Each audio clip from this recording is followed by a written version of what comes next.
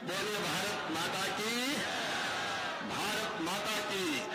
खातेगांव और आसपास की जनता की कार्यक्रम में आई मेरी बहनों और भाइयों की और भाइयों और भाइयों की बहुत दिनों से आपकी याद आ रही थी। आपको भी आ रही थी ना तुमको कोई और है ना मुझको कोई ठौर है। एक दूसरे के लिए बने। आज आपसे मिलके अंतरात्मा गदगद है, मन प्रसन्न है। मैं माफी मांगता हूं, देर बहुत हो गई, लेकिन गलती मेरी नहीं है। रास्ते में इतना प्यार मिला और अकेला प्यार नहीं मिला, धक्के भी बहुत मारे हैं मुझे।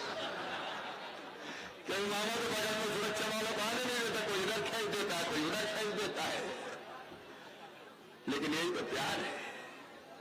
आपके प्यार पे ये जिंदगी में उछावर है मेरे बहनों और भाई, और जब तक जीऊंगा आपकी सेवा में कोई कसर नहीं छोड़ूंगा। हमारे जिले के अध्यक्ष भाई राजीव जी, क्षेत्र के लोकप्रिय और लाडले विधायक भाई आशीष शर्मा जी, भाई रघुनाथ जी, आरएन यादव जी, हमारे विधानसभा के संयोजक बहन माया जी, भूपेंद्र सिंह जी, भाई लक्ष्मी नारायण गौरा जी, रघुवीर जी, बलराम जी, राजेश जी, ललित जी, अनोखी लाल जी। अब सूची बहुत ही लंबी है, पूरी करूं क्या भैया? मंच वाले बुरा तो नहीं मानेंगे तो आदरणीय मंच कह दो। सभी पार्टी के पदाधिकारी, जिले के पदाधिकारी, मंडल के पदाधिकारी, मंडल के अध्यक्ष, सारे सदस्य, सब समाजों के प्रमुख भाई बहन, मेरी लाडली बहनाएं, मेरे किसान भाइयों और मेरे भांजे भांजियों, दोनों हाथ जोड़ के शीश झुका के आपको बारंबार प्रणाम, बारंबार प्रणाम। जीतते ही काम इतना मुझे दे दिया गया कि मुझे लगा कि पहले काम तो कर ले थोड़ा, और इसलिए आने में देर हो गई। देर से आया हूं लेकिन दुरुस्त आया हूं। और आगे भी ये झारखंड का चुनाव ना निपट जाए, 2 महीना में एक बार में पूरे क्षेत्र में किसी न किसी इलाके में खातेगांव कन्नौज में आऊंगा ही। लेकिन किसान भाइयों, सबसे प्रमुख हमारी समस्या थी पानी। जब मैं चुनाव के समय आया था तो मुझे जगह जगह ये कहा था कि ये इलाका पानी से वंचित रह गया, सिंचाई की व्यवस्था कर दो। आज मुझे कहती हर्ष और प्रसन्नता है, मैं आशीष जी को भी बधाई देता हूं, अपने मुख्यमंत्री जी को भी बधाई देता हूं। आज रेवा योजना के कारण खातेगांव का 90% से ज्यादा इलाका सिंचित हो जाएगा। योजना स्वीकृत कर दी गई है। मैं जानता हूं कि सूखी खेती भी कोई खेती होती है क्या? कई बार जितने दाने डाल के आते उतनी भी फसल पैदा नहीं होती। मेरे बहनों और भाइयों, किसानों के दर्द को बचपन से मैंने समझा है, और इसलिए मुख्यमंत्री रहते हुए जो करते बना, मुझे आज गिनाने की जरूरत नहीं है। वो काम मध्य प्रदेश की धरती पर किया। लेकिन अभी अभी जो काम पिछले 3 महीने में हुए हैं वो बहुत संक्षेप में आपको बताना चाहता हूं। सोयाबीन के दाम गिर गए थे। सोयाबीन के साथ सरसों के, मूंगफली के, मतलब तिलहन की जो फसल थे उसके दाम गिर रहे थे। प्रधानमंत्री जी से आशीर्वाद लेके एक फैसला भारत सरकार ने किया। आपको बताना चाहता हूं, ध्यान से सुनना। मेरी बहनों, तुम्हारी लखपति दीदी का भी मंत्री मैं हूं, और इसलिए लाडली बहना नहीं, अब लखपति दीदी बनाना है। लाडली बहना के बाद उसमें भी कसर नहीं छोड़ूंगा, उसमें भी आ रहा हूं। पहले किसानों की बात कर लो। किसान भाइयों, मलेशिया, इंडोनेशिया, अलग अलग देशों से पाम ऑयल हमारे यहां आयात किया जाता था। बीच में तेल की कीमत बढ़ गई थी कोविड के समय, तब पाम ऑयल को आयात करने की परमिशन दी। बिना शुल्क के आयात से बाहर से कोई चीज आती तो उसमें शुल्क लगाते हैं 80% शुल्क, ताकि नहीं हो जाए अपने। लेकिन 0 आयात शुल्क पे उसको इंपोर्ट ड्यूटी कहते हैं, उस पर आ रहा था हमारे यहां तेल, और वो तेल सस्ता था। उसके कारण सोयाबीन सस्ता हो गया, मूंगफली सस्ती हो गई। अब मैं आपको आज जानकारी देना चाहता हूं, दूरगामी सोच प्रधानमंत्री जी के नेतृत्व में, दूरगामी सोच के साथ हमने ये फैसला किया कि अब 0% ड्यूटी पर पाम ऑयल नहीं आएगा। 27.5% हमने इंपोर्ट करने की ड्यूटी लगा दी। 27.5% का मतलब क्या है? 100 रुपया का आएगा तो 27.5 रुपया देना पड़ेगा उनको, तब घुस पाएगा तेल, नहीं तो तेल घुसेगा नहीं। अब इसका परिणाम क्या होगा कि सस्ता तेल आना बंद हो जाएगा और धीरे धीरे हमारे तेल वाली फसलें, जैसे सोयाबीन से तेल बनता है, सरसों से तेल बनता है, मूंगफली से तेल बनता है, इनकी कीमत बढ़ती लगातार चली जाएगी और वो ट्रेंड अब शुरू हो गया है ताकि किसानों को कोई दिक्कत ना हो। लेकिन इसके बाद भी किसान भाई, हमने फैसला किया प्रधानमंत्री जी के नेतृत्व में, क्योंकि मैं घटती कीमतों से चिंतित था, इसलिए एक फैसला किया, लॉन्ग टर्म प्लानिंग के भविष्य में सस्ता तेल ना आ पाए और सोयाबीन इत्यादि के दाम अपने आप बाजार में बढ़ते चले जाए, बढ़ना शुरू हो गए हैं। लेकिन दूसरा फैसला किया हमने कि मिनिमम सपोर्ट प्राइस पर पूरा सोयाबीन आपका खरीदा जाएगा। केंद्र ने अनुमति दी है।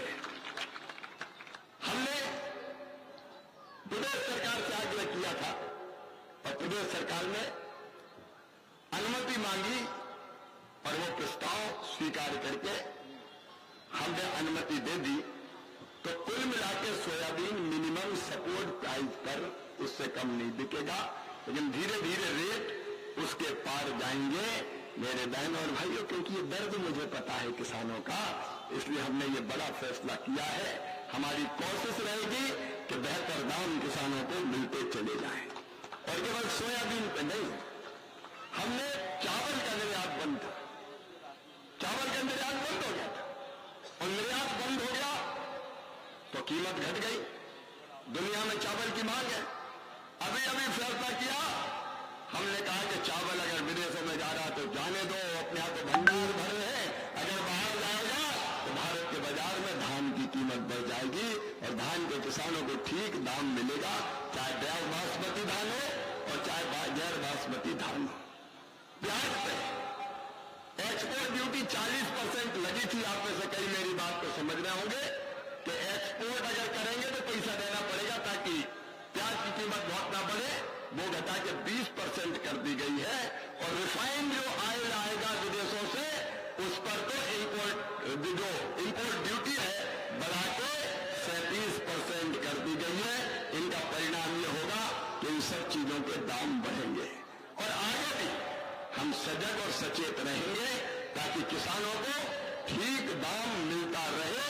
और सोयाबीन जैसी फसलों के लिए, अब प्याज के लिए भी, आलू के लिए भी, सब्जी की फसलों के लिए भी भावांतर भुगतान योजना की परमिशन केंद्र सरकार कोई राज्य मांगेगा तो हम देंगे, ताकि मिनिमम सपोर्ट प्राइस और मार्केट की कीमत के बीच जो अंतर है उसको सरकार बिना खरीदे भी किसान के खाते में डाल सके।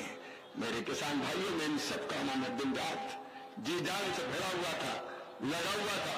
मेरी बहनों, लखपति दीदी बनानी है, लाडली बहना तो है, लाडली बहना रहूंगी और वो योजना इतनी पॉपुलर हुई है कि हर योजना हर राज्य वही बना रहा है, कहीं लाड़की बहना, कहीं मैया सम्मान योजना। आजकल मामा की योजना धूम मचा रही है। अजापन से मध्य प्रदेश की बहनों का भला तो हुआ ही, लेकिन हिंदुस्तान भर की बहनों का भला हो गया। हर राज्य सरकार पैसा दे रही है। मैं अपने मुख्यमंत्री को भी धन्यवाद दूंगा, मोहन जी को। योजना लगातार जारी है और मुझे विश्वास है कि जो चीजें मैंने कही थी धीरे धीरे वो पूरी होगी। जैसे अभी अतिथि शिक्षक यहाँ खड़े थे, कई चीजें उनके लिए कही थी तो धीरे धीरे उनकी भी पूरी होगी। देखो, आप सुखी रहें, ये मेरी जिंदगी का मकसद है। अब सुनो बहनों, लाडली बहना से बनना है लखपति दीदी। बताओ, कोई बहन गरीब रहना चाहती क्या? अरे जोर से बोलो ना, जोर से बोलो, रहना चाहते हो क्या? तो गरीब नहीं रहेंगे, लखपति बनना है। और लखपति दीदी वाला डिपार्टमेंट भी प्रधानमंत्री जी ने मुझे ही दे दिया है, चिंता मत करना। सेल्फ हेल्प ग्रुप के माध्यम से अनेकों काम अपनी बहनों को देते हुए आपकी आमदनी बढ़ा के 10,000 रुपया महीना करनी है, कम से कम साल में 1 लाख रुपया से ज्यादा। और जिस बहन की आमदनी 1 लाख रुपया से ज्यादा हो जाएगी वो लखपति दीदी कहलाएगी। कौन कौन लखपति दीदी बनना चाहती है? हाथ उठाओ। सभी बनना चाहते। काय को गरीब रहे भैया? भैया कोई गुस्सा तो नहीं हो रहे कि दोनों को लखपति बना रहे? देखो क्यों आंखों में आंसू है। अच्छा पैसा अपने काम आना है, चिंता मत करना। जब जरूरत पड़ेगी और मुंडी झुका के आओगे, परेशान दिखोगे तो कोई पूछेगी क्या बात है, आज बड़े परेशान दिख रहे हो। और अगर किसी भाई ने कह दिया कि क्या करूं, पैसे का इंतजाम नहीं हो रहा, क्या चिंता क्या कर रहे, मैंने बचा के धरे ले जाओ, तो काम अपने ही करना है, चिंता मत करना। क्योंकि बहनें पैसे का कभी दुरुपयोग नहीं करती। भाई के हाथ लग जाए तो गड़बड़ कर सकता है कभी इधर, लेकिन बहनों तो परिवार के लिए खर्चा करेगी, बच्चों के लिए करेगी, घर की बेहतरी के लिए करेगी, कोई काम धाम शुरू कर देगी। और लाडली बहनों ने कितना काम धाम शुरू कर दिया कई जगह, छोटे छोटे काम धंधे, सिलाई मशीन ले ली, कोई ने चाय की गुमटी खोल ली, कोई सब्जी बेचने लगी और धीरे धीरे उस पैसे से पैसे कमाने लगी। तो अपना लखपति दीदी अभियान जारी रहेगा। मैं पर्सनल भी पूरी चिंता करूंगा कि मेरे संसदीय क्षेत्र की खाते गांव की बहनें भी सब लखपति दीदी बने, उसमें कोई कसर हम छोड़ने नहीं वाले। एक बात और अपने गरीब बहनों और भाइयों से मैं कहना चाहता हूं, जब चुनाव के समय आते थे तो कई बार कई भाई और भाई से ज्यादा बहनें कहती थी टूटी चपलिया देख लो, है ही नहीं, कुटीर तो बनवा दो, मकान तो बनवा दो। अब अभी तक मकान बनाने में कई शर्तें थी। एक 2018 की सर्वे की सूची बनी थी, उनमें आशीष जी कई लोगों के नाम नहीं थे, सही बात है ना, गणपत जी भी बैठे पूर्व विधायक, कई लोगों के नाम, डॉक्टर साहब भी हमारे इंदौर से आए, कई लोगों के नाम नहीं थे। और इसलिए जाती थी बहनें हमारी महिला मोर्चे की तो दीदी पकड़ती थी कि हमारी टूटी टपलिया देख लो। अब 8 तारीख के बाद हम नया सर्वे शुरू कर रहे हैं, जिनके कच्चे मकान हैं उनका सबका सर्वे होगा। आशीष जी और पूरी टीम आप सब जुटिए इसमें, ईमानदारी से सर्वे हो जाए।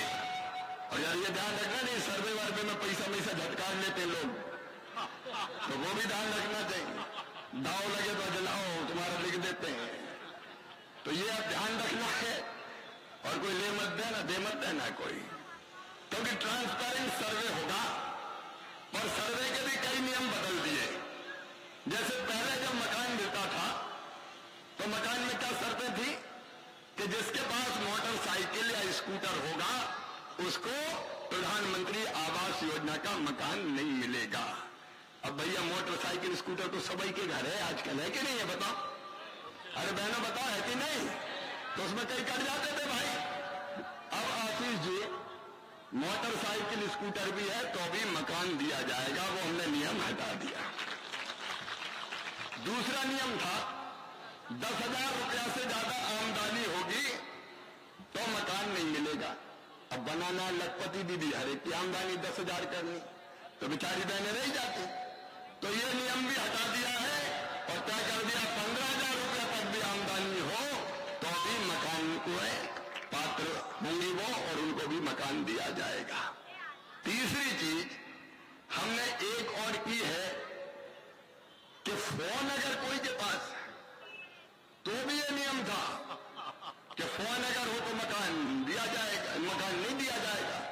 अब तो अगर मट्टी भी खोल रहे हैं और फोन बगल में, तो वहीं से फोन करती पप्पू के पापा पहुंचेगी नहीं पहुंचेगा, सारे के पास फोन है। अब तो हमने कहा भैया फोन छोड़ो, फोन तो जरूरत की चीज बन गई, इसलिए फोन भी होगा तो भी मकान दिया जाएगा। और एक और परिवर्तन किया किसान के लिए, 2.5 एकड़ तक की सिंचित जमीन और 5 एकड़ तक की असिंचित जमीन के किसान को भी प्रधानमंत्री आवास योजना का मकान दिया जाएगा, क्योंकि वो भी तो गरीब ही है, उनके पास कितना पैसा है, ज्यादा थोड़ी है। और इस हिसाब से अब अपने सर्वे का काम प्रारंभ होगा।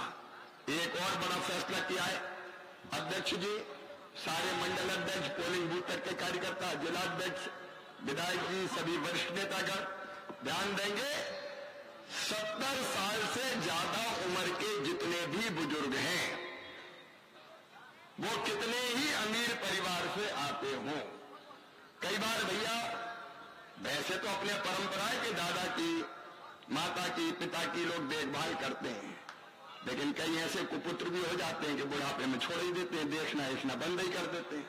और आजकल नौकरी भी खूब लग रही तो बाहर चले गए, अब दादा वो यहां पड़े परेशान बीमार है, कोई इलाज नहीं करवा रहा। और इसलिए अब तय किया है कि 70 साल से ज्यादा के उम्र के जितने भी बुजुर्ग हैं, सबके आयुष्मान कार्ड बना के 5 लाख रुपए तक का इलाज उनका भी किया जाएगा। क्योंकि बुजुर्ग अकेला भी है तो उसका इलाज ढंग से हो जाए, इसके लिए आवेदन दिए जाने वाले हैं भैया। अब ये शुरू होगा तो अपने कार्यकर्ता आवेदन लें, गांव में भरवाएं और भरवा के जमा करवा के उनके आयुष्मान कार्ड बनवाएं। जनता की जिंदगी बदलने का अभियान भारतीय जनता पार्टी की सरकार का चल रहा है। ग्रामीण विकास मंत्रालय में गांव की सड़कें भी, जो गांव आबादी सुन है ना भैया, जो गांव हमारे सामान्य गांव 500 तक की आबादी के और आदिवासी क्षेत्रों के 250 तक की आबादी के 2011 तक की, अभी 2001 की जनसंख्या की सड़कें बनती थी, 2011 तक की जनसंख्या इतनी है, उनका भी सर्वे सड़कों का शुरू करवाया जाएगा ताकि ग्रामीण सड़कें भी हम बना पाए। और किसान भाइयों, मनरेगा में भी एक परिवर्तन करके जो खेत की सड़क की योजना है उसको हम चालू करेंगे ताकि खेतों तक भी धीरे धीरे सड़कों का जाल हम लोग फैला पाए। ऐसे 3 महीना में, अच्छा 3 महीने में मैं दिल्ली में ही थोड़े रहूं, मुझे कहा झारखंड चले जाओ तो झारखंड चले जाओ मामा, आजकल तो देखते होंगे ना उसमें धंधार वहां भी लगाऊं, फिर कहा जम्मू चले जाओ तो वहां भी चुनाव में चले गए, अभी हरियाणा बुलाए तो वहां भी जा रहे हैं। तो जाना चाहिए कि नहीं जाना चाहिए? तो पूरे देश में काम करने का मौका मिल रहा है तो पूरे देश में भी जा रहा हूं, लेकिन आप है मूल, जनता मेरे लिए भगवान है, ये अंतर आत्मा से कहता हूं। मैं सीना फाड़ के आपको नहीं बता सकता अब आज इतनी देर क्यों हुई, क्योंकि जनता ने भी देर करी और मैं भी जब तक नहीं मिलूं मन मानता ही नहीं। तो कोई का मामा गले लग जाओ तो लग जाओ भैया, कोई इनका मामा फोटो खिंचवाओ तो खिंचवाओ भैया।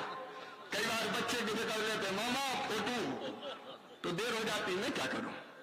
तो गुस्सा तो नहीं हो देर से मैं आया, अरे जोर से बताओ गुस्सा तो नहीं हो? देखो ये नेता और जनता नहीं है अपन है एक परिवार, एक परिवार। बताओ नेता लगता हूं क्या?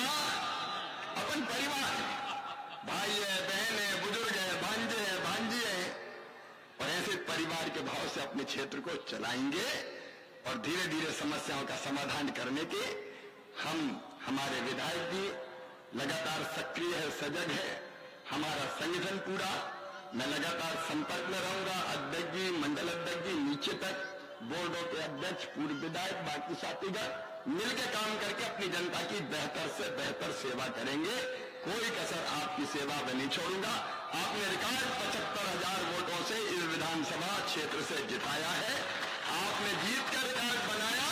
हम आशीष जी और मध्य प्रदेश की सरकार के साथ मिलकर, मुख्यमंत्री जी बाकी सबके साथ मिलकर यहां सेवा का रिकॉर्ड बनाएंगे। आप सबको बहुत बहुत धन्यवाद। मेरे साथ बोलिए भारत माता की, भारत माता की। कार्यक्रम 5 तारीख को आ रहा है, और 4 को कर रहे हैं वो, क्योंकि 5 को मैं महाराष्ट्र में, 5 तारीख को किसान सम्मान निधि का पैसा भी आएगा मेरे किसान भाइयों। महाराष्ट्र